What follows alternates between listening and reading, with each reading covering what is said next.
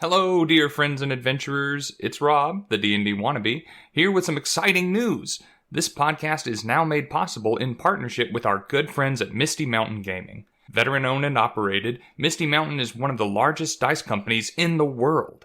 They offer the widest selection of metal, gemstone, and glass dice combined. For yourself, that special role player in your life, or your favorite podcast hosts. Just saying. Look for their booth at your next local comic, anime, or gaming convention, or find their products at mistymountaingaming.com. Okay, on with the show. Hey, great job, everyone. I think that just about wraps up our magic design meeting for today. Spells are what make the casting classes great in Dungeons & Dragons, and I think we've got a solid lineup here to take us forward to launch. We just got a few more spells to assign schools of magic to. Tell you what, Ted, you're the lead on this last few. Everyone else, what say we call it an early weekend, huh? Wait, all right. Great job. Hey. Wait, what? Love it. Hey, keep up the good work. Thanks, Ted. You're the man. No, thank you, Barry. I'll get right on this. Yeah, see you later. Have a nice weekend. Yeah. Barry, you can't do this. Hey, Cyril, right? Something the matter, Cyril? Yes, you cannot do this. You cannot give Ted any unsupervised control right now. Look, Cyril, I know Ted's not the best with the mechanical aspects of design. Nope. Or the balancing. Or the writing. Definitely not. Or even with staying awake through the meetings. He does struggle with that. But this is just a simple classification job. It's a by-the-numbers, easy task without a lot of creative liberty. It's a job he can do without causing too much damage. This was really the safest place I could put him. But you can't let him do it unsupervised. You don't understand. Not only is he totally inept, he's the very definition of chaotic neutral. I've worked with him on a couple of projects so far, and he's a completely unqualified wild card who just wants to see the world burn. Trust me on this one. Hey, Cyril. Calm down. I know he's not a model employee, but he's one of the high-ups' brother-in-law, and they insisted that he be placed on the design team. My hands were tied on this one. Hey, but don't worry. We've given him responsibility just over a few easy spells, all with clear-cut solutions. Oh. Regular softballs here. Okay. Come on, I'll show you. Hey, Ted. Ted, buddy. I've got a bad feeling about this. Cyril and I just wanted to check in on your game plan for those spell school assignments. What's that you got there? Is that a D8?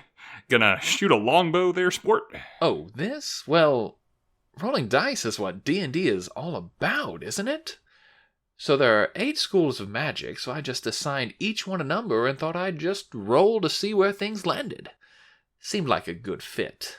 Gives a whole new meaning to wild magic, doesn't it? Oh God, I think I'm gonna be sick. Hey, that's great initiative there, Chief. I like the commitment. Let's have a look at what you got here so far. Let me see. Okay, not bad. Hey, see, Cyril? Conjure elemental in conjuration. Good. Disguise self filed under illusion, obviously. I think we caught it in time. Message as, transmutation. Oh, okay. All right. I see what you're going for there. Altering the properties of sound waves, affecting the air. Yeah, I gotcha.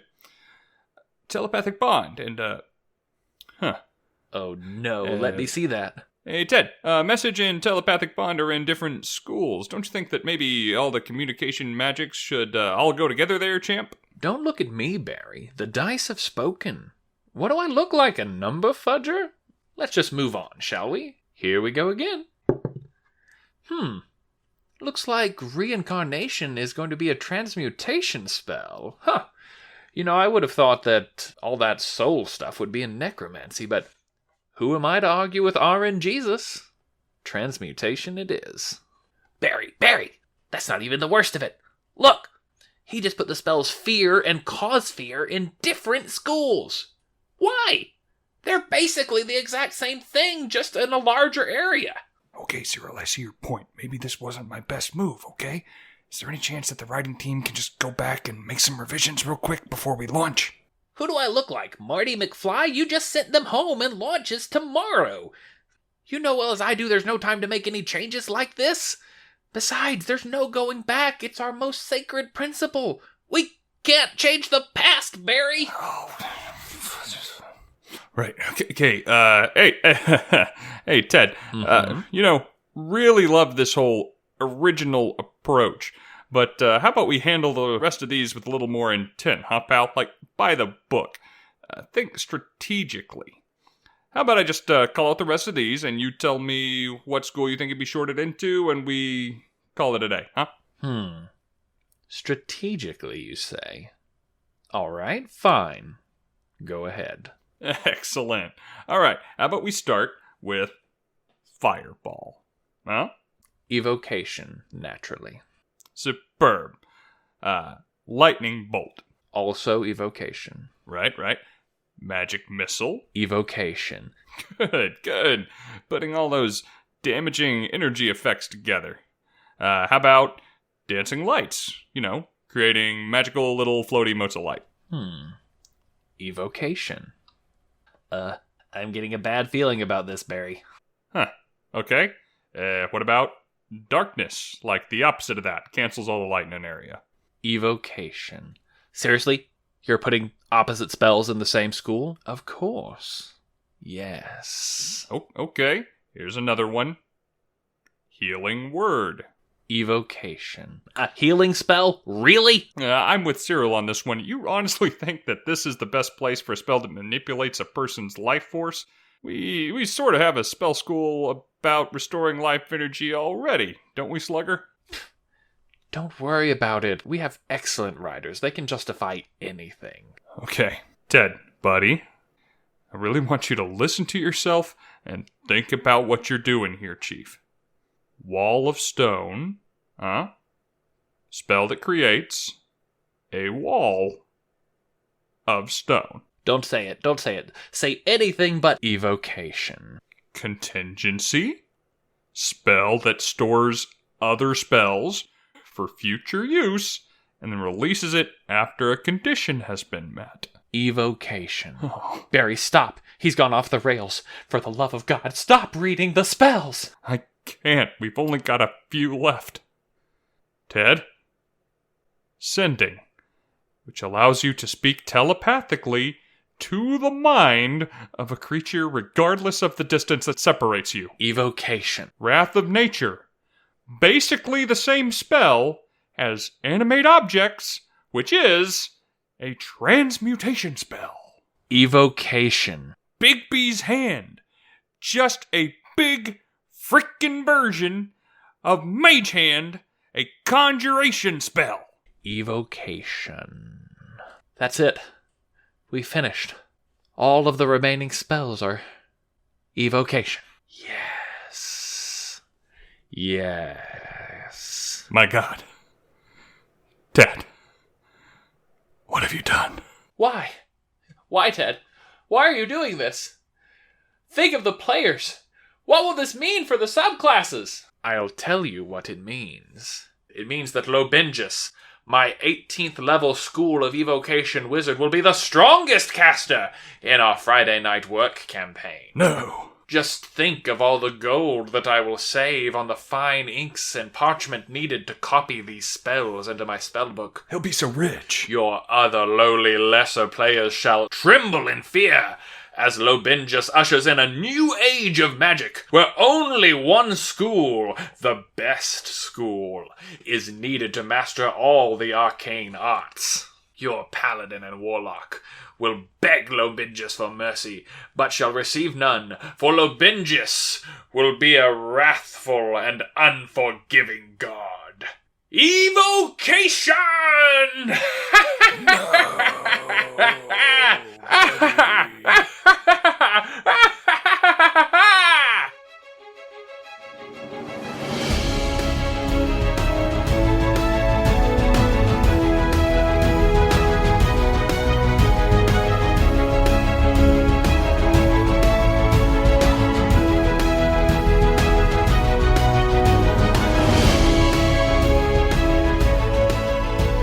All right, friends and adventurers, listen up. As promised, class is in session. That's right. Today you are going to learn about schools of magic. Schools of magic in this class. Yeah. Education. It's important. Don't do meta magic. Stay in school. I don't know. Well, yeah, we're going to do that thing he said. My name is Rob, co-host of this show, along with my brother Steven. You may call me the professor for this episode. And I must say that it's a shame that this is an audio-only format, Steve, because you're looking divine this evening. Quite enchanting, I must say. Oh, pshaw. Abjure the thought, Rob. This is all just merely an illusion brought about by this new light that I got. No. You are conjuring feelings within me of warmth and evoking this sense of confidence. Ah, you flatter me. You know what? You've really changed my mind about myself. Really transmuted my opinion. Necromancy. Done it. There, got nailed it. Got them yeah, all.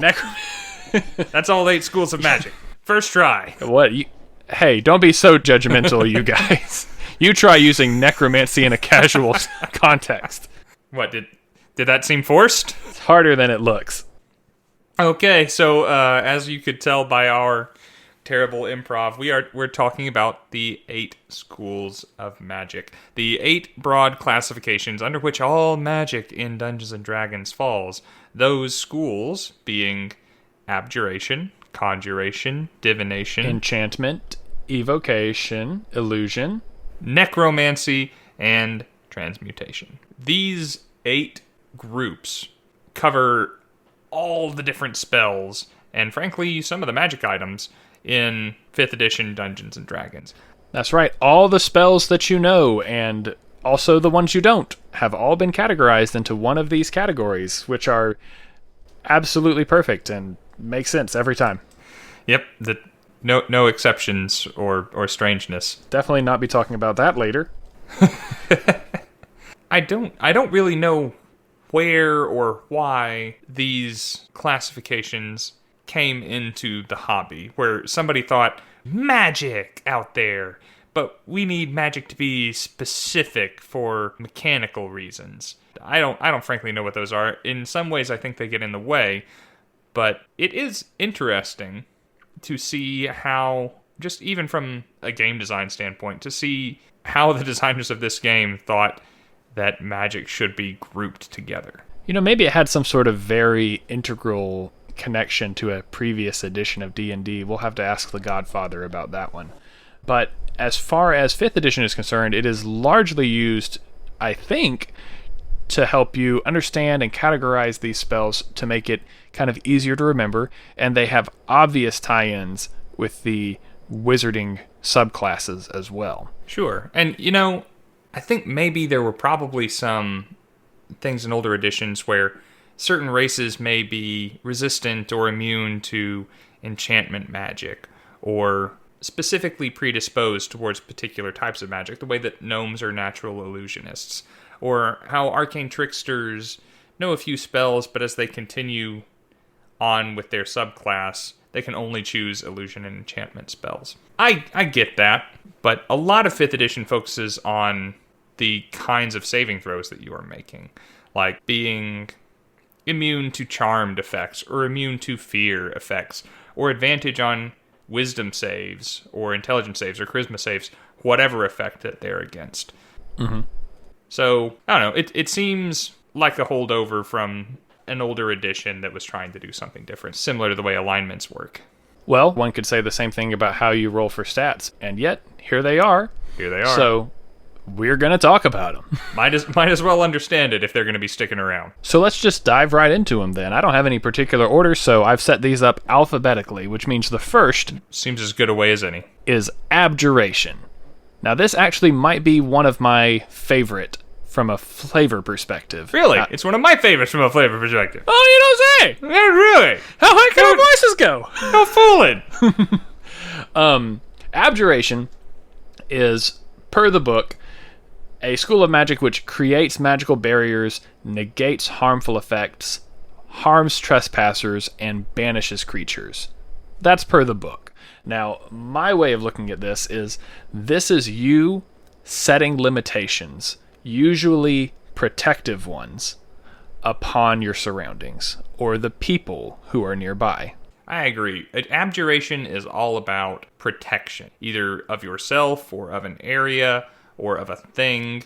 It's basically you using magic to tell the world, no, I'm not having it.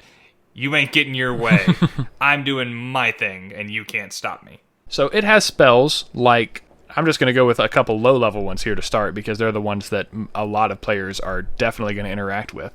And a first-level spell is Mage Armor. All right, this is where you call upon the arcane forces that inhabit the world to physically protect you from harm, to literally surround your body and make it more difficult for things to hit you, to mitigate some of the disadvantages of not being able to wear traditional armor. And the shield spell, much the same way. Much higher benefit, much shorter duration. A temporary defense that you are creating out of thin air to interpose itself between you and something that hurts. Right. Effectively, this is a barrier. This is a wall, except it is a wall you wear. Or it is a wall that you put up to deflect arrows and incoming blows. Yes. A wall of wonder, if you will. A wonder wall. Anyway, here's Mage Armor. Or the shield spell, which you can throw up to temporarily block oncoming arrows or melee assaults, and it is incredibly strong. It's the biggest AC boost in the game, but it is, as you said, incredibly temporary. Then there's one of my favorite spells, Magic Circle. This is, hey, I'm going to designate this area of ground, and only things that I say so can enter or exit this. You can use it to effectively make a cage to keep something in, provided it's willing to sit there the whole time. Or you can use it to make sure that you and your party are safe from whatever it is that's on the outside of it. It's kind of like if you've watched the show Supernatural, how Sam and Dean will kind of make that circle of salt on the floor so that it'll keep the ghosts away. It's basically that for literally ghosts or another type of enemy of your choosing. Like you said, it's like just slapping a big no on this circle on the ground. Abjuration is great for taking other magic, presumably harmful magic or inconvenient magic at the very least, and getting rid of it. Dispelling magic, lesser restoration, greater restoration, counter spell, all that falls under abjuration as well. Ways to protect yourself and give a big middle finger to magic that you don't like. Yeah, that is one of my favorite things about abjuration magic. It's basically the arcane equivalent of the undo button. Oh no, he didn't. Magic is on this item? No, it's not. Dispel magic, undo. Oh, you were afflicted by a disease, lesser restoration, undo. Oh, you cast a fireball at me and my friends. Counterspell. Nope. Undo. You were petrified by your encounter with a Gorgon, greater restoration, undo. First I was afraid, then I was petrified. Oh, well, you know what? There is an abjuration magic for every situation that you might find yourself in. And there's some really high-level stuff that's in there as well. Abjuration can get into banishment, like shunting your enemy to a different plane of existence so that you can deal with them at a later time. That's future player characters' problem. Right now, we have other things to deal with. There's also planar binding, where you can say, actually, you know that ability that you have to go wherever you want across the multiverse? Oh, and possibly the coolest spell that I have never heard of before, Guards and Wards. It is basically cast this spell and you get a dungeon, complete with all of the traps that you would expect to find. Yeah, that's, some spells in the book just seem to be made to be used against the party, not the other way around, and I think that's one of them. So yeah, abjuration is great. As with all these others, abjuration is an arcane pursuit. You're going to be using charms and wards to protect yourself and your allies. And we don't mean charms in the enchantment sense. We'll get to that in a minute. But you inscribe this glyph on the wall, and the next person that walks by it is going to get whatever spell you cast next, right in their face. It has a lot of various uses, and it means getting to say no to your DM, and can you really put a price on that? Yeah, no doubt abjuration is a fun one. And it's among the schools of magic with the highest roleplay potential, in my opinion. Not the highest. We'll get to that one. But it's a very versatile school if you care about things other than how many dice I get to roll on my turn. If you're a Magic the Gathering player, I get big blue vibes from the Abjuration School of Magic. It feels very Azorius to me, to be specific. There's lots of law, there's lots of order. It's my law, it's my order, and you are going to have to live with that. All right, let's move on to Conjuration. Now, this one is a little harder to quantify. There are a couple of these schools that seem to have a duality to their definition. This school of magic fully encapsulates this, but also this. And Conjuration is one of those. It involves the manipulation of the planes at its core. You are taking something from location X and putting it at location Y. Maybe it's on the same plane of existence, maybe different ones. It's the Patrick Star meme of, what if we took this and put it over there? It's, what if we took me and put me 500 feet that way with Dimension Door? What if we took a Vrock from the Abyss and put it near that guy I don't like? Right, fully encapsulates all teleportation magic, because that is moving across space on the same plane. It fully encapsulates all planeswalking, magic, as in the spell Plane Shift. Well, I guess except for Banishment, which is Abjuration, but we already covered that one. But if you want to go to another plane, Plane Shift. If you want to go back to that place from before, Word of Recall. It is definitely the get around school of magic. And it's also the bring stuff to you school of magic, as we spoke of with conjuring Vrocks and Find Familiar, bringing a fey spirit from elsewhere and bringing it to you. Even though you might be choosing and changing the form that it takes, which sounds a little like another school of magic we'll get to later, at its core, you're still getting it across the universe to you. So, Conjuration. Definitely.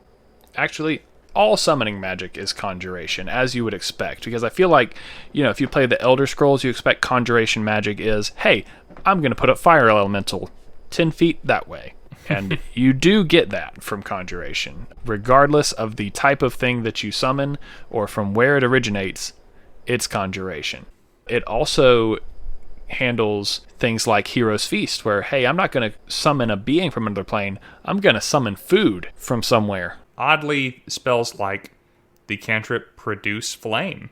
It doesn't create fire in the sense of Firebolt or Fireball, which fall under evocation magic, but it brings it maybe from somewhere else.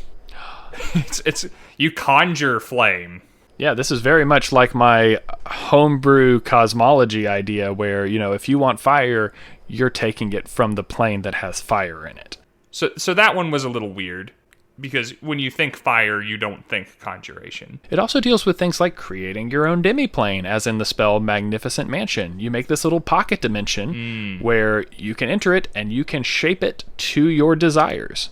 I think that one is really cool. It's a really cool spell. It's not so high that most players won't get to cast it, but the potential of that spell from a mechanical and roleplay perspective is huge.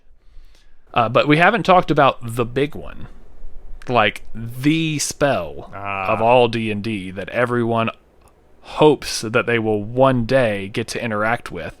Mm-hmm. And it falls under the Conjuration school as well. So, drawing out the suspense a little bit, I don't know how they thought they were going to classify a game-breaking spell under one of these 8 schools. Like, it defies classification by its nature. Right. But I guess they had to put something in italics under the name of the spell. It literally reproduces a spell from any other school. So it is simultaneously every other spell. And there is some verbiage in there that kind of grants it additional power depending on how cool your DM is. Mm-hmm. But the Wish spell is a Conjuration spell. Which I think categorically makes Conjuration the most powerful of the schools of magic? If you get to the point where you cast 9th level spells, I think that goes without saying. However, most players don't get there, and I would probably put up an argument for your character specifically, listener. If your character can't cast 9th level spells, I might argue that you'd pick a different focus. But there is something really cool about being that summoning character that Adagio summoner. You have gained enough of a knowledge of the planes that you can just pick and choose creatures from around them and call them to your side whenever you need them. And the wish spell in particular, since we're talking about it, it does make a certain sense to me to be in the conjuration category. There is another one that we'll talk about maybe later on where I think it may have been able to fit better. But because Magnificent Mansion is on this list, I can understand Wish being on there. The fact that you can create and shape something to your will on a pocket dimension makes me more okay with saying that you can do that on the prime material plane. You know what? I think if anything is going to be created, if you are going to bring something that was not into the state of is, if you're only going by the 8 classifications that 5e gives us, it's probably conjuration. Remember that he said that, listeners. We're going to come back to this later on. Yeah. I'm already... I see the writing on the wall for that. Working our way through the alphabet, we come next to divination, which is my buyer beware school of magic. I love this one. I love it when my players have divination spells, because you know what? That's the spells that keep my plots going. That's the Deus Ex Machina that helps me reveal my story. Divination magic is all about gathering information in magical ways that are physically impossible. It is how you scry and spy on a person from across the world. It's how you detect magic and gather information about any source of the arcane around you. It's reading minds and learning the legendary histories of anything upon which you happen to chance on your travels. It's awesome. This school of magic is effectively, DM, please tell me about your world and take my spell slots while you're at it. So, I don't want to ask questions, just tell me things. Yeah. I don't want to go on an adventure, just tell me things. The nice thing is that there are no roles involved. Cast legend lore, you learn the history of that sword, how it was once the legendary artifact that saved the world from a demigod's invasion, but then later on became a giant's toothpick for about 60 years. It is really great, though, as a player to say, DM, please tell me these things that I would like to know. DMs, I know, as you do, really love the opportunity to be able to talk about their world. But, like I said, this is my big buyer beware school of magic. And that is because divination magic is only as cool as your DM is. So you're saying it's really cool in my games? Is that what you're saying? That's what I'm hearing. That's what you're saying? You do a lot with it. My character in your current campaign is a sorcerer who has a lot of divination magic under his belt. Mm-hmm. I cast Detect Thoughts probably more than any other spell right now. And Sending is the next one. And sending a message and using telepathy. I'm having a lot of fun with that character. He's all enchantment and divination. But, again, when you cast these spells, you are asking the DM to tell you things. And the DM may be less than forthcoming. Or the DM may tell you everything, and they just might not have a whole lot thought out about the thing that you're asking about. Yeah, this is not the school of magic to be worried about in my book. I recognize that a dungeon master who wants to play things close to the vest may make these spells less powerful than maybe they were intended to be, and a dungeon master who is not very creative in dragging out the mystery of their story may put too much on the table when one of these spells are cast. But you know what? If a player character is going to be investing their time into learning these, investing their resources into selecting these spells, spending their spell slots casting them, and most divination magic involves a gold cost component to be able to learn the secrets that the Dungeon Master does or doesn't want you to know, if they're literally paying out the butt to be able to get answers to these questions, give them the answer to these questions. Be the cool DM who is honoring the intent of the spell. The player has picked this spell to make you talk about stuff.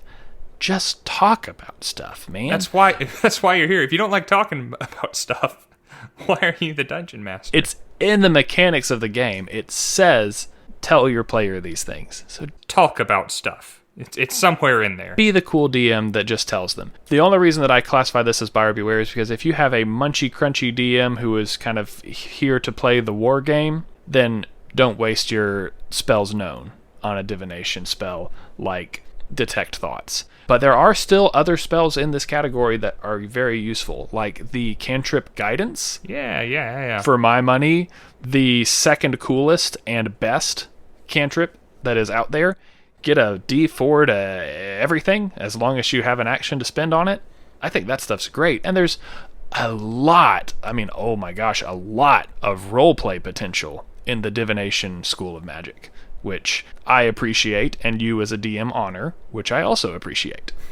Like I said, my character is all divination and enchantment, which conveniently is the next school on our list. Now, as a titular bard, enchantment is one of my two very favorite schools of magic. I set out to play Harpin in the Tomb of Annihilation campaign that me and the Godfather have been playing through and that you've visited time and again. Oh God, are you harping on that old character again? I'm harping on Harpin. Did Harpin ever become a harper? Yes, Harpin became a harper. That's just too on the nose, man. Yeah. You should be ashamed of yourself. I'm really not. You should apologize to the listeners and everyone you were in that campaign with. I'm not sorry in the slightest.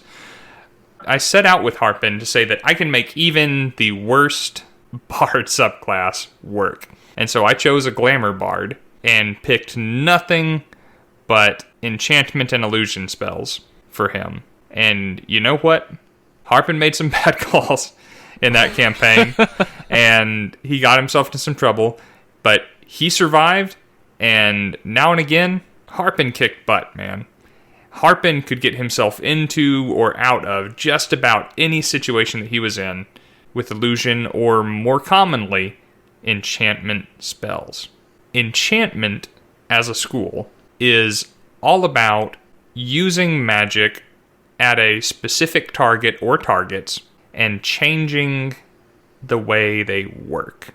In Harpin's case, it was usually changing somebody's mind about something, affecting their memories, or how they felt about Harpin, or how they felt about violence in general. Key choice of words there. He literally changed their minds.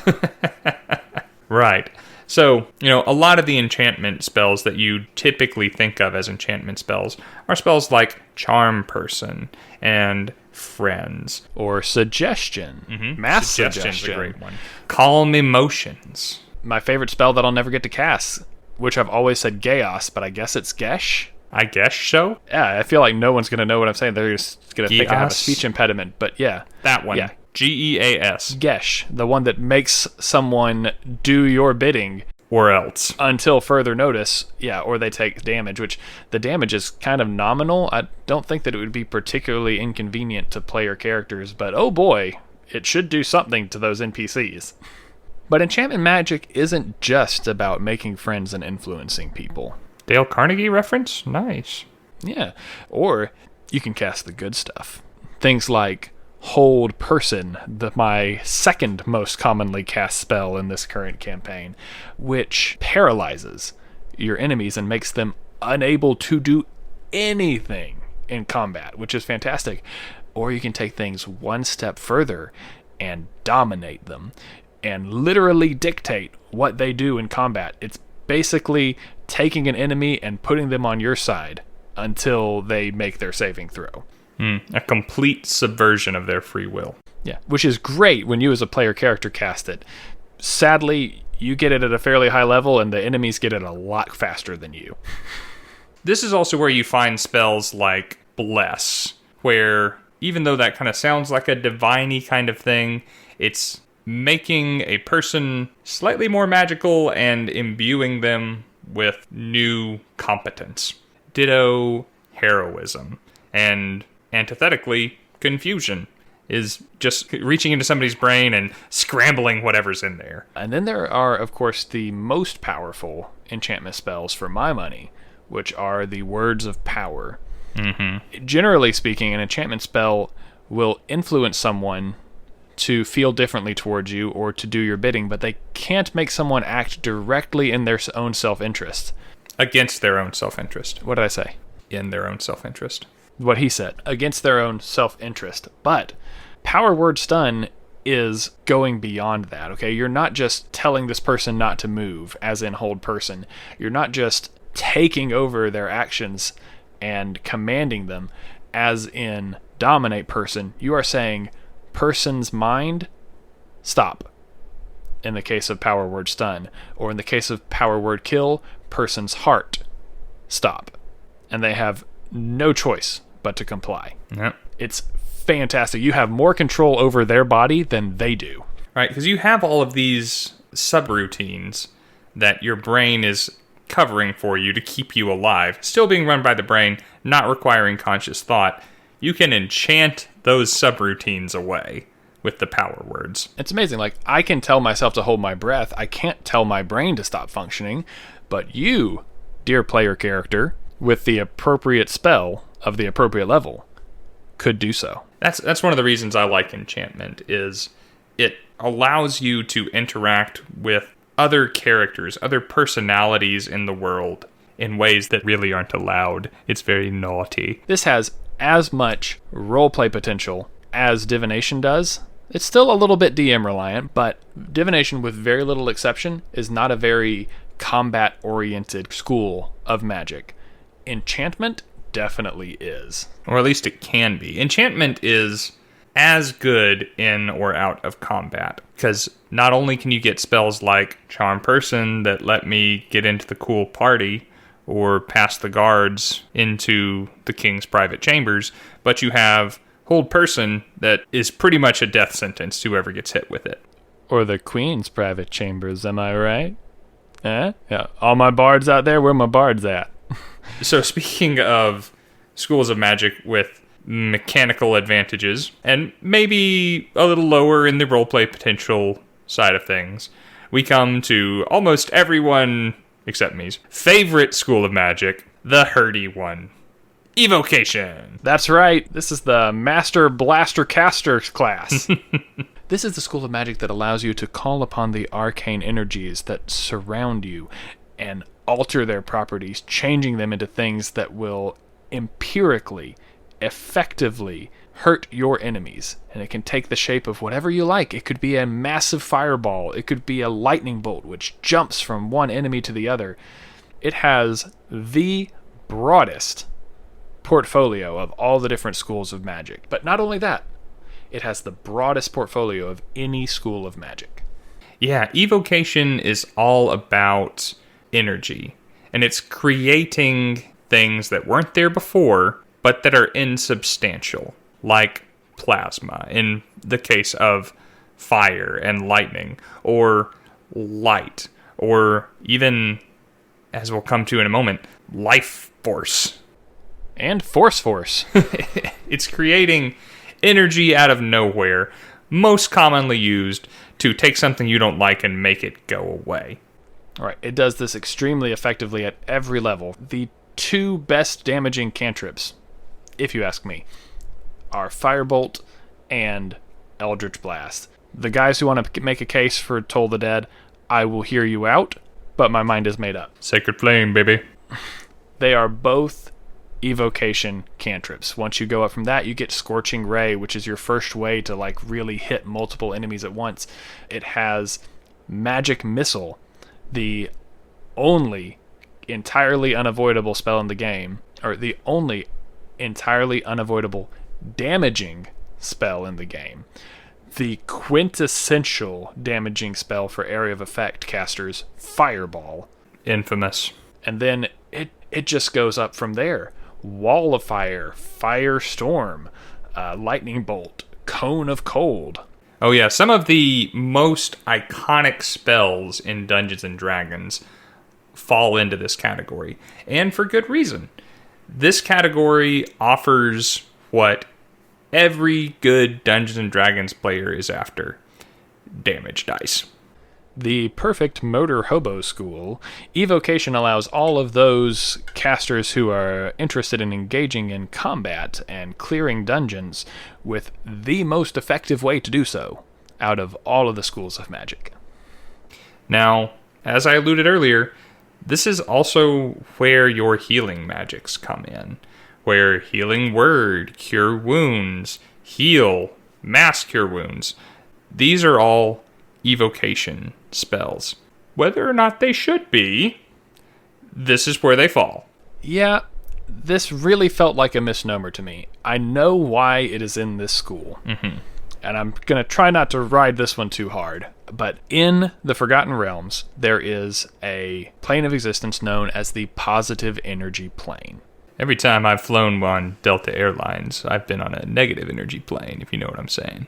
So, evocation magic is kind of where I got the idea for my cosmology and how it's going to affect magic in my upcoming campaign setting. We mentioned that in the last episode. Go back and listen to it. You are pulling energy from another plane and using it to affect the one that you're on. I was doing this primarily to add some flavor to my fireballs and cones of cold and things like that. But in the Forgotten Realms, they actually use this for healing magic because there is a plane known as the positive energy plane. The positive energy plane is suffused with radiant, holy healing energy that if a person were to go to the positive energy plane would actually cause them to overheal.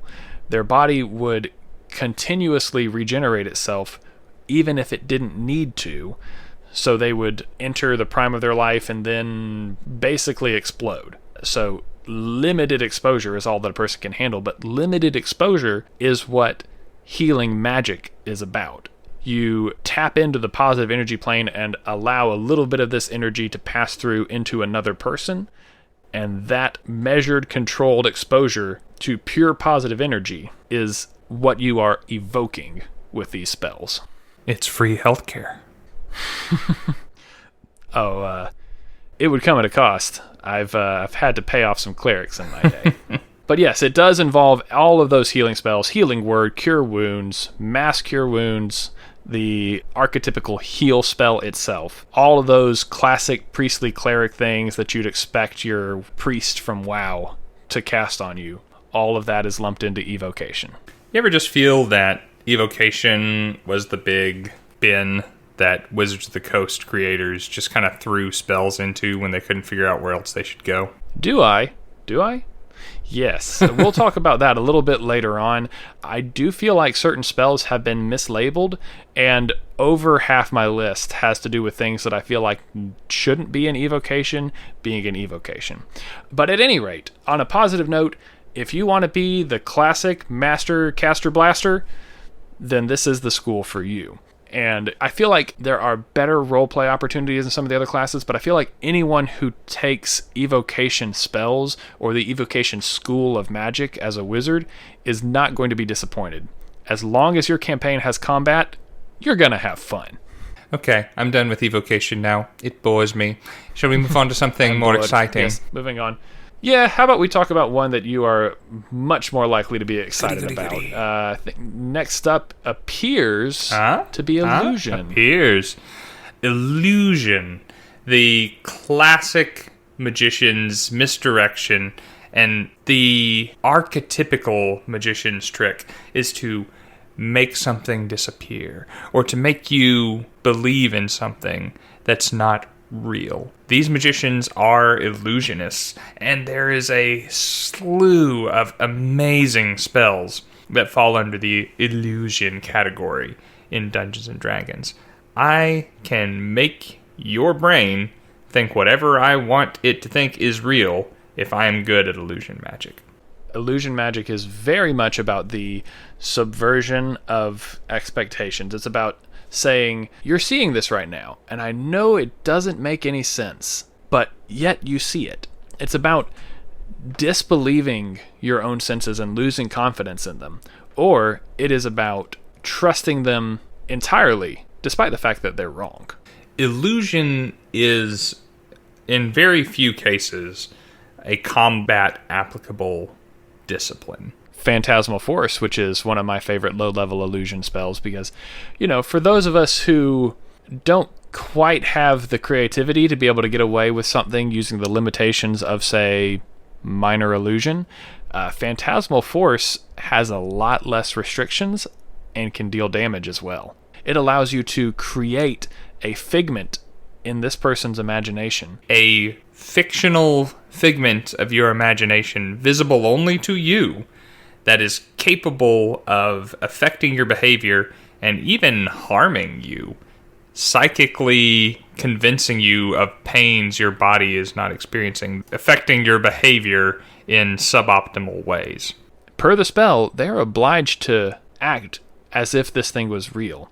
You could use this to show someone a creature that will frighten them. You could use this to make a small bridge across that pit that they will believe is real. And notably, it interacts with some enchantment spells that would prevent someone from doing something that they believe would be against their own best interest. If you have something like Phantasmal Force out on the field, they won't believe that it is. I don't think Phantasmal Force can be used in the bridge scenario, but hallucinatory terrain can. It would have to be a very, very small bridge. Very, very small. If you want someone to believe that the Grand Canyon, or a smaller equivalent, is a flat plain, hallucinatory terrain. If you want someone to walk past the cave that you and your party are hiding in, thinking it's just another part of the cliff face, hallucinatory terrain's got you covered. If your Liamin's tiny hut is all too visible out here in the grasslands, hallucinatory terrain. Hallucinatory terrain was one of the first spells that I saw used in an extremely creative way in Critical Role Campaign 1, where they literally did this bridge scenario to drop an army into a crevasse. It was really good. I've tried to recreate similar scenarios, but sadly I always play too low of a level character to be able to pull off some of these things.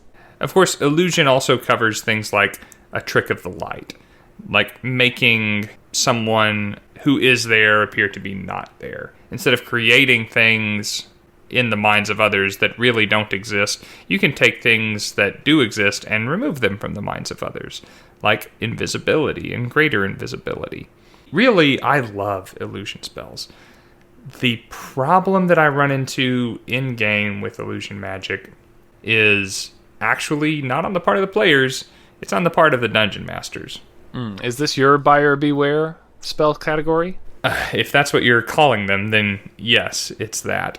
Because illusion magic is only as cool as your dungeon master will allow it to be.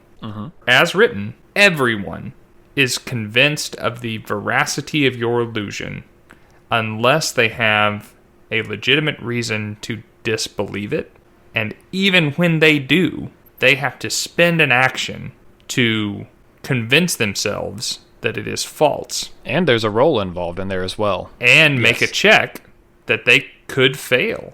So I've seen a lot of great ideas where high-level spell slots have been expended to cast incredible feats of magic, discarded because the dungeon master isn't willing to play that way. There's no way that these guys would believe that that dragon just showed up here. I credit myself, because I feel this way, as being a good dungeon master for someone to bring an illusionist into their campaign. When I played Harpin in the Godfather's campaign, he was very generous with the convincing nature of my illusions. And I don't think that it should necessarily be this way, but before you play someone who's going to specialize in illusion magic and take a lot of those spells, I really think you should have a conversation with the dungeon master to make sure you're on the same page, and if you're not going to have as fun a time as you were expecting to have, save that character for another day. I will say that if you're thinking about playing a wizard, the class abilities granted you by specializing in illusion magic do make it a little more cool and make it more appealing to someone with a slightly more limited creativity like myself. But on to the second half of illusion, because it is another one that has a dual nature to it. Mm-hmm. Not only is it the manipulation of someone's perception to make them believe something is true that is not, or vice versa, it is also the manifestation of your thought. It is borderline creation magic. Yeah, this one's weird. We'll come back around to this a little bit later on, but I admit that this one seems a little bit strange to me, but I recognize that it is a very thought-based magic. You are putting your thoughts into someone else's head, and in this case, it is you are putting your thoughts into the world.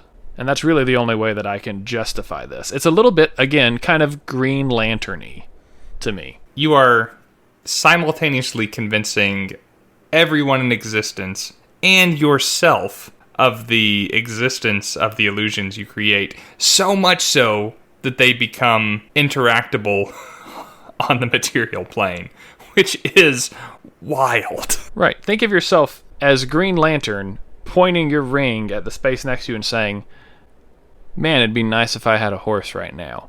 Boom, phantom steed. Then you mount up and hi-ho silver away on your imaginary horse. There's the spell Simulacrum, where you basically make a snowman and then you turn it into a real person. It's like Frosty the Snowman meets Pinocchio. That's the Simulacrum spell, and that's an illusion one as well. And then the Big Daddy illusion spell, for my money, Mirage Arcane. Have you ever been in a campaign where you got to cast that one? Or even seen it cast? Man, I don't get to play in games long enough to cast magic that high. They make me run again. Mirage Arcane is basically the spell, I want something to exist, make it so. Mirage Arcane is effectively, hey, this square mile of land over here, yes, I said square mile. I would like there to be a massive city on a mountain with a high tower at the top of it, and you create the illusion that it exists, and then for all intents and purposes, it does. And this lasts for 10 days. This is shenanigans incarnate, okay? This is create Shangri-La, have it there for 10 days, and then make it disappear. Right, because it appeals to all of the senses, except taste? Or I guess taste is under olfactory. So all 5 senses. Mm-hmm. You can touch, taste, see, smell, and feel everything within the square mile that you want to pretend to be there. Right. It does not permanently change the terrain. At the end of these 10 days, it will go back to exactly the way it was before the spell was cast. However, during those 10 days, you can shape that square mile in any manner you choose. And I really think that this is a really fun spell. Even if the players don't get high enough level to cast it, this is a great one for DMs to have a mountain that exists and the players walk around it. And when they finally finish their 10-day journey over the mountain, they get to the bottom of the mountain and it disappears. And there's just a straight road that goes back a mile, and they could have done without that whole trip. I guess it wouldn't have taken them a mile to do that, but it's like it specifically can't change the terrain drastically. General shape remains the same. But this is a great one for DMs to make use of. You can make the whole mile difficult terrain if you wanted to. You can make the whole mile a village where the players stop by and have a meal and, interact with some people, meet some folks, and then when they come back through on the return voyage, the whole city is gone. No more village. And it wasn't the villain this time. This is great potential. Illusion magic is only limited by your creativity and tons of rules and limitations. So, speaking of villainy, let's talk about the bad guy magic. The infamous and underappreciated and overhyped necromancy. Oh, let's be clear. The necromancer is an archetypical type of wizard. Much like an illusionist or an enchanter or a diviner, these are classifications of spellcasters that we expect to exist even outside of a RPG setting, so of course it exists inside D&D. However, the spell school is extremely limited, and the power of these spells is somewhat lacking. I know there are some guys out there online who have put in the work to explain how, given enough time and resources, you can amass a zombie army as a wizard necromancer in 5th edition. And that's really cool, yes. It really just doesn't cater to a casual player living that particular power fantasy. But gripes aside, necromancy is kind of one of the easier schools of magic to get a grasp on. It handles matters of the soul and the interaction between life and death. Spells like inflict wounds, where you take a perfectly healthy person and make them a lot less perfectly healthy, is necromancy. We take perfectly normal person, add a dash of necrotic energy, boom, less healthy person. Often significantly less healthy person. Inflict wounds It's a big spell. is a big damaging first level spell. There are also things like Blight, which lets you do effectively the same thing, but to plants. Well, to anything, but especially to plants. Right. Necromancy is, in addition to the manipulation of life and the soul, is also the manipulation of necrotic energy, which is, effectively death magic. Mm-hmm. This is a school filled with high damaging spells that will make people dead or wish they were. Or it will make dead people not. It is not only the only arcane spell that can heal the caster, granted it's vampiric touch and it hurts somebody else to heal you, but it is where resurrection magic comes from. Resurrection magic is a big part of Dungeons & Dragons because, guess what? Player characters die, and you might not be ready for that, but a few diamonds and a high-level spell slot later, and you're back in action, raring to go. And that is thanks to necromancy. Or pet NPCs. Sometimes they die and they have to be brought back, and it's a great way to just kind of reel back in that extra gold that you accidentally gave the party. And that's basically it. Necromancy is a very kind of narrow school. It has, if not the least, then one of the least number of spells. I can't remember if it was divination or necromancy that actually had the lowest number. And if I got both of those wrong, someone tell me in Discord. And don't you feel like it should be a little bit broader? I do. That is going to be one of the grievances with this system that I air here shortly. Necromancy needs a little more love. 6E designers, take note. I want to build a necromancer who is effective, and I want necromancy to deal with more than just making dead and raising dead. Yeah, I mean, don't you think that the same school of magic that involves giving life to dead tissue might give more life to live tissue? Oh. I mean, I think so. Oh, don't worry. It's coming. It's coming. This is still positive, Steve. This is Steve who likes all the schools of magic and is very pro-WotC. Well, let's run through transmutation then so we can start complaining, because that's when we are at our happiest. Well, only if we can run through it really fast. Like maybe double my speed with +2 to AC and an extra attack every round. Clever.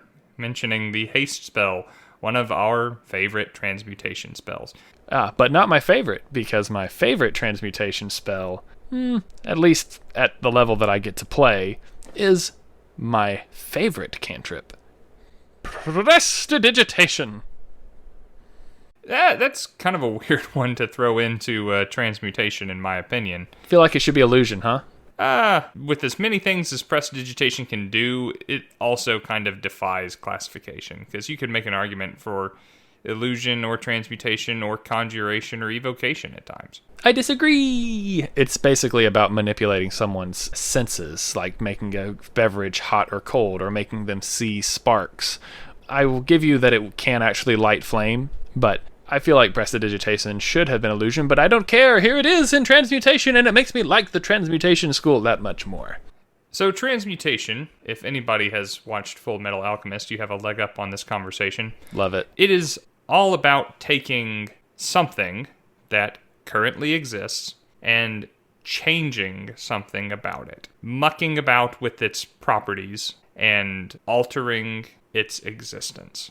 With that definition in mind, there are very few other limitations placed upon it. It applies to changing all sorts of stuff. Honestly, I'm surprised that if there was one class that they just tried to lump a bunch of extra stuff into, that it wasn't transmutation magic. Because here we have everything from stuff that would really make thematic sense to me, like control water, wherein you change the shape of water, to mold earth, wherein you change the shape of earth, to bark skin, which also makes great sense to me. You're changing the way that your body is protected by altering the properties skin. By altering the properties of your skin. Then it goes kind of off into left field with things like featherfall. That one kind of makes sense to me. Does it? Okay. You are changing your body's density and buoyancy as you are falling. Okay, that's a good explanation of that. I like it. Kind of the same way with fly, you are changing the way that gravity affects you. And effectively, that is what you're doing, is you're altering the way that the laws of thermodynamics work around you, like as in the case of haste or time stop, which is my favorite transmutation spell that I have never gotten to cast.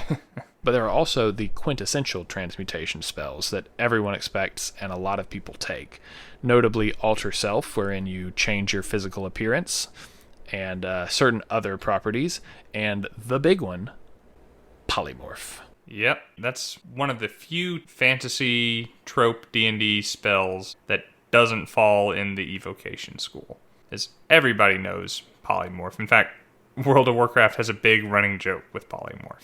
Polymorph is the Swiss Army knife of spells. It can be applied in almost any situation with a little bit of creativity, and it has very few limitations imposed upon it, like its illusion school counterparts, and it has very little reliance upon the DM, like, say, divination or enchantment. It's pretty much straightforward. You become something else, or you turn them into something else. And the fact that it can be cast both on yourself to your benefit and on your enemies to their detriment makes it extremely versatile. Yep, no doubt. Transmutation is a cool school. Now, it seems like, as we've been talking about this, that Dungeons & Dragons has put a lot of thought into these 8 schools of magic, and they probably have very intentionally and very succinctly, perfectly slotted every spell that they want into these 8 classifications. Right? Wrong. Rob, my tongue hurts from how much I've had to bite it the rest of this episode. Yeah, so again, as I kind of intimated at the start of this episode, I don't know that you really have to classify what each of these spells are into a particular school, but if you were gonna classify them, be consistent, be thematic. There's some very out there spells that just why did you put them in that spell school? You're just confusing me now.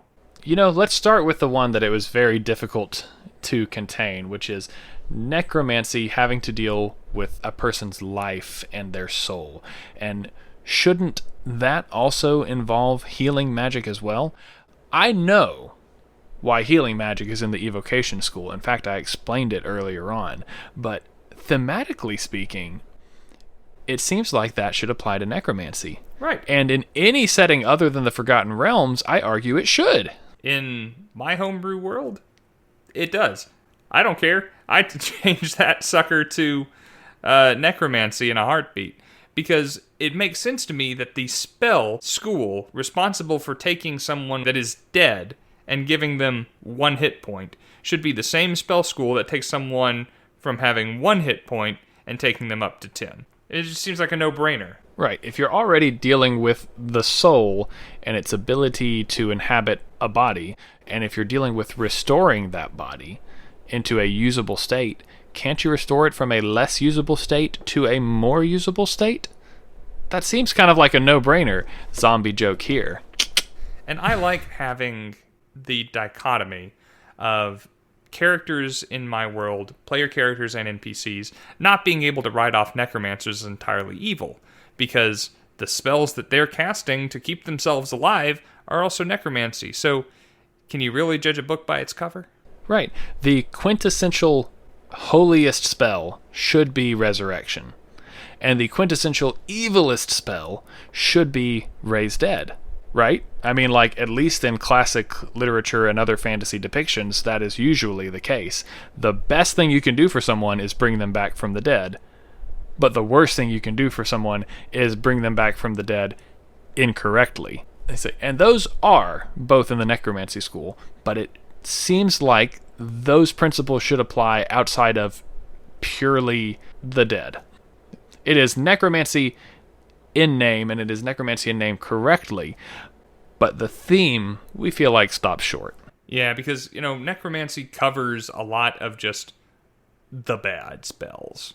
Like, cause fear. Right, okay. Until we recorded this episode, I did not know that fear and cause fear were different spells, which they are. I just haven't played these classes at those levels. I didn't know, guys. Don't at me. But it stands to reason that a spell called Fear and a apparently different spell called Cause Fear should be in the same school of magic, right? Okay, what school of magic was Fear in again? Illusion. Okay, let me just process that for a minute, because I feel like it definitely should have been enchantment. You should be imbuing someone with fear.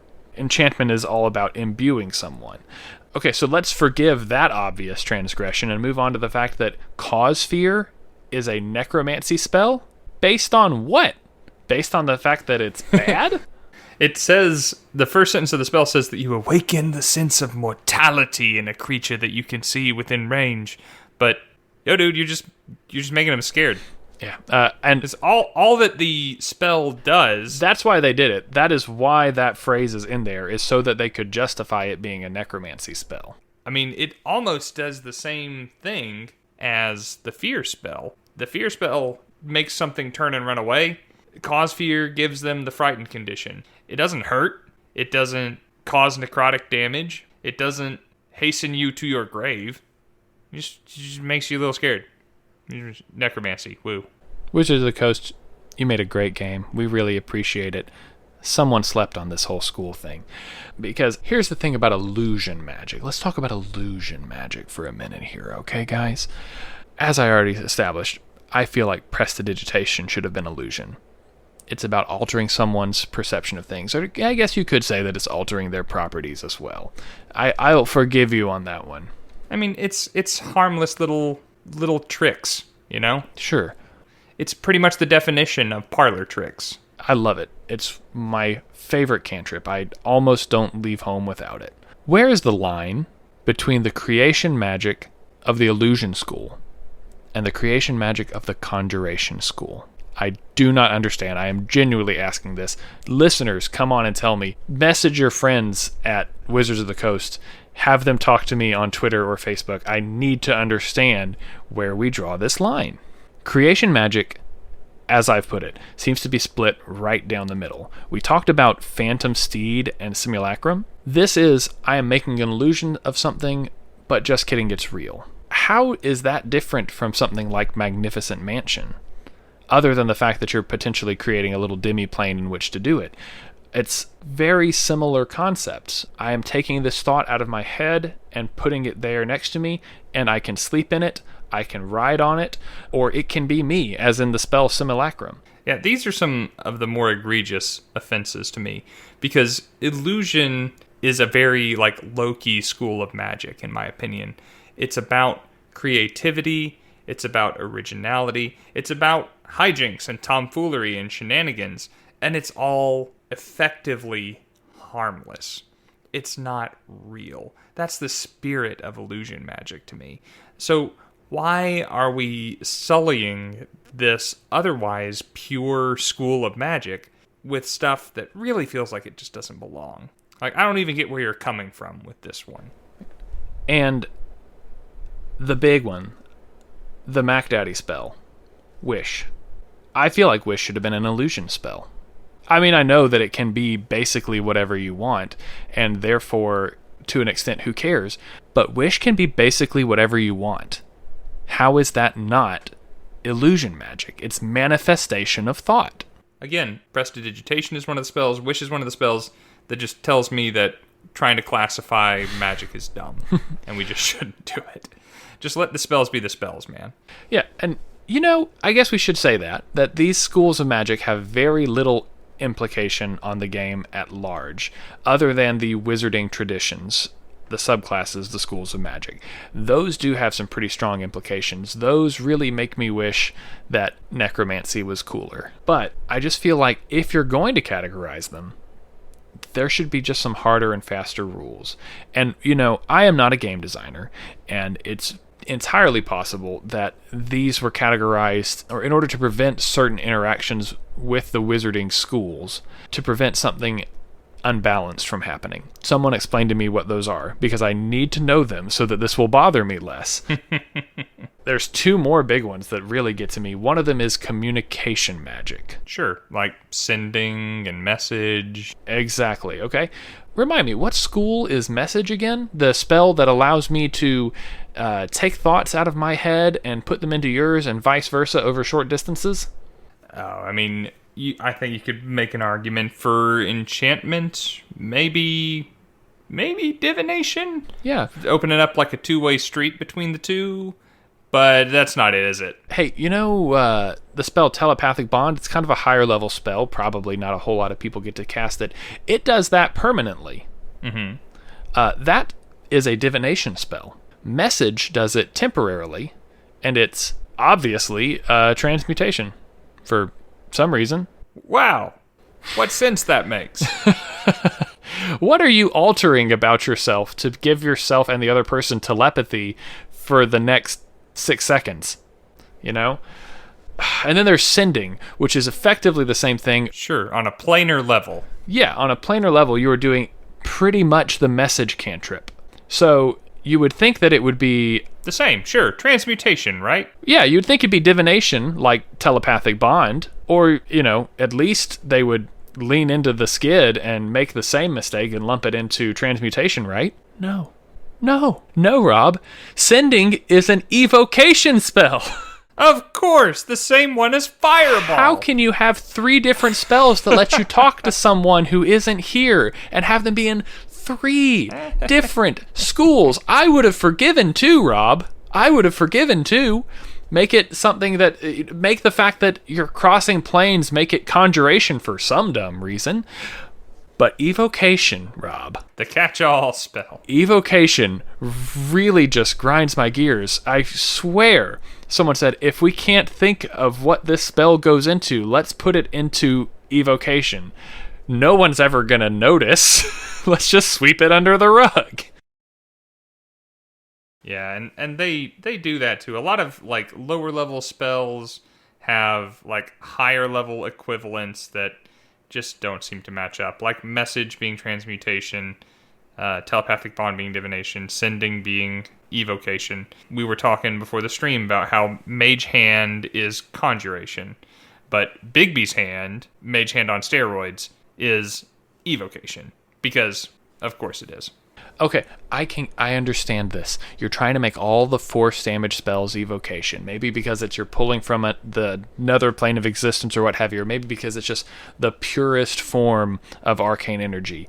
And so, because Magic Missile and Eldritch Blast are evocation, well, I guess Bigby's hand will be too. But Bigby's hand fits so well as an illusion spell. How are we sleeping on this?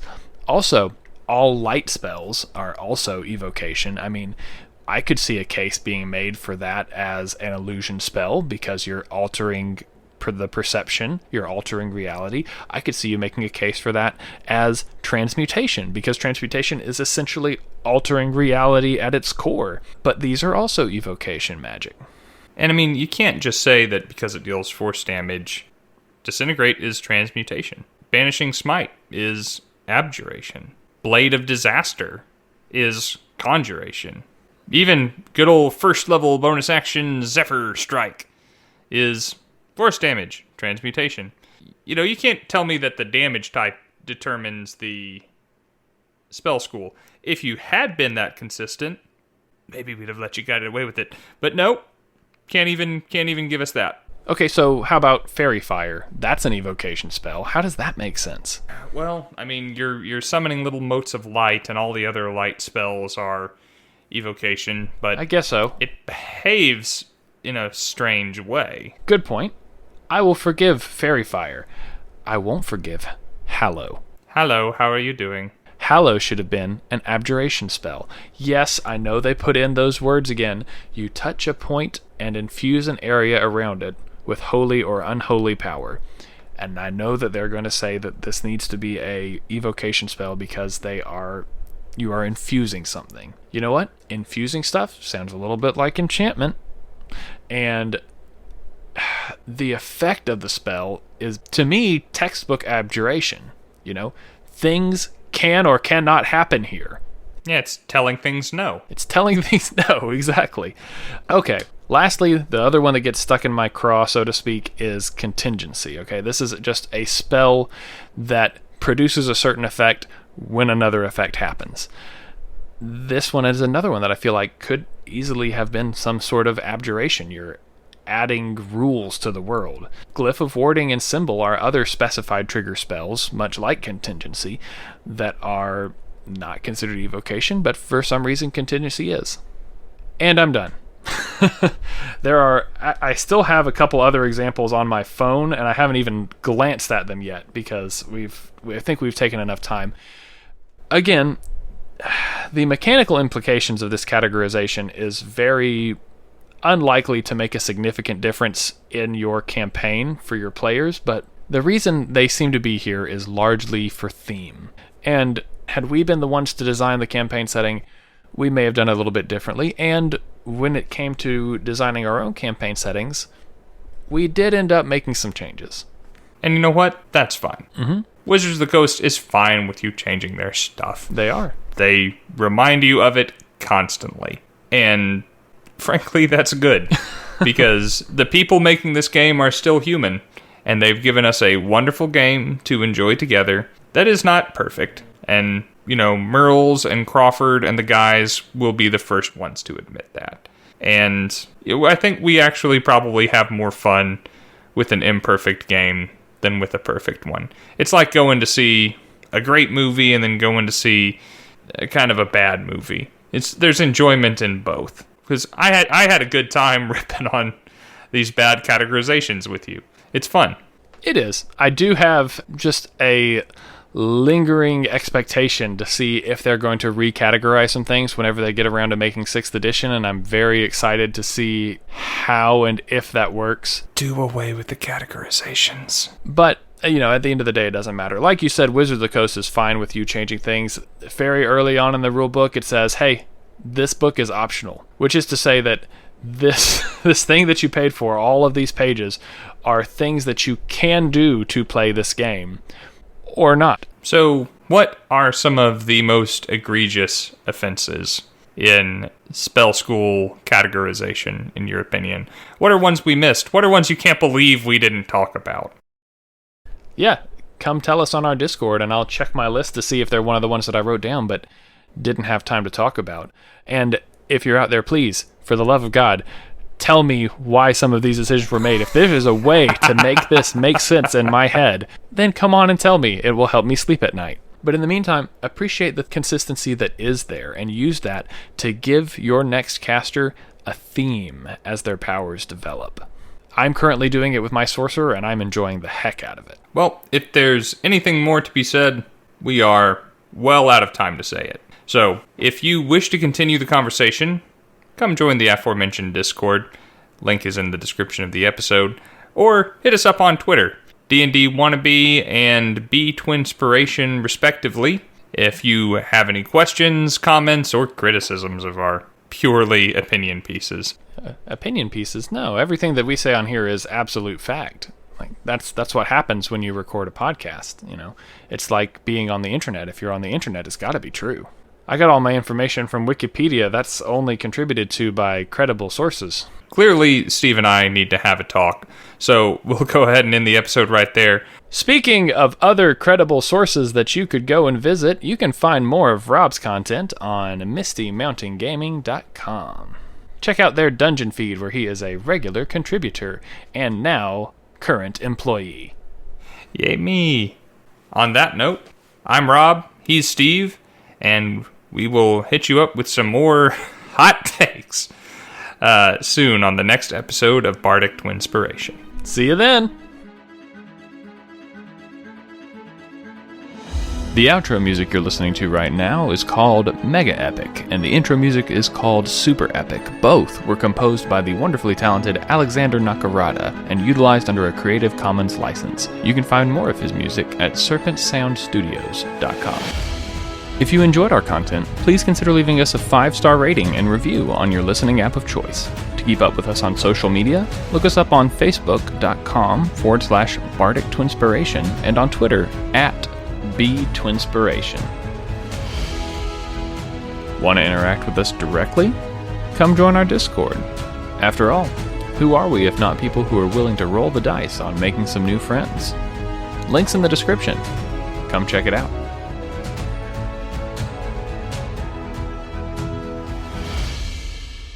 Classes in session. We are taking you to school about school of magic.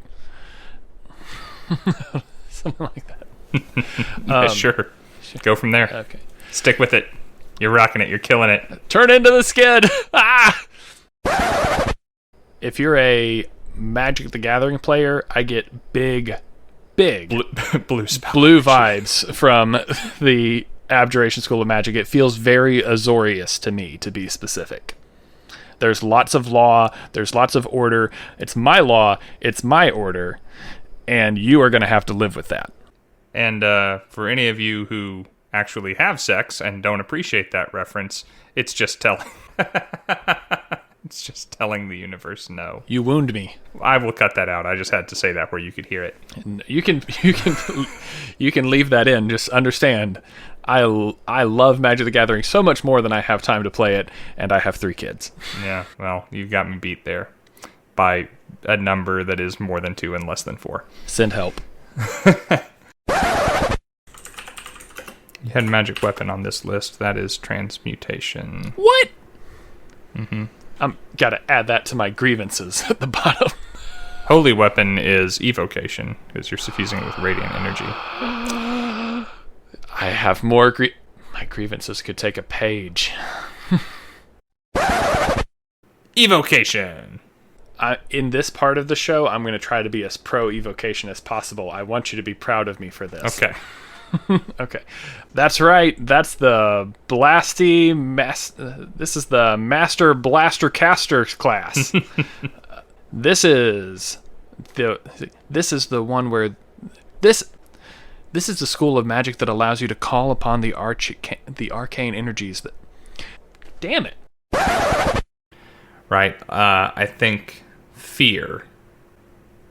Is fear one or is fear enchantment? Let me look it up. Cause fear? Necromancy. No, just straight up fear. Yeah. Fear and cause fear are different spells? Mm-hmm. Why? Because they are. And why would they not be the same class? Grievances! I call shenanigans. I will call shenanigans shortly.